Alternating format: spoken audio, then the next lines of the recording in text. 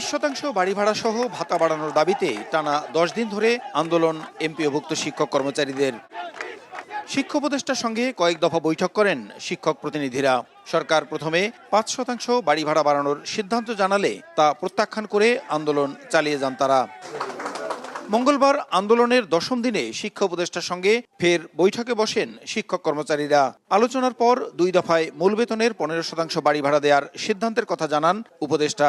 অর্থ মন্ত্রণালয়ের ছাড় অতীতে যেটা পরবর্তীকালে তারা যেটা দিলেন 5%, এবং সেটাই আমাদের পক্ষে এই বাজেটে সম্ভব, সেটাই আমরা বলেছিলাম। এবং সেই প্রেক্ষিতেই আজকের এই ঘোষণা যেটা হলো যে 5% থেকে 7.5% এই বছর, এবং আগামী বছর এটা পুরোটা উন্নীত হয়ে 15% সেটা হবে।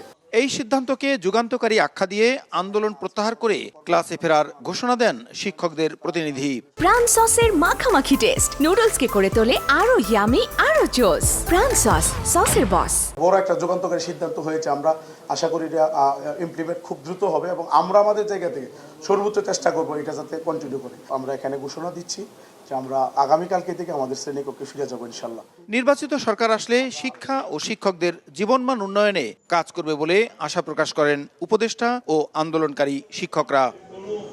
প্রসূন আশিস, সময় সংবাদ, ঢাকা।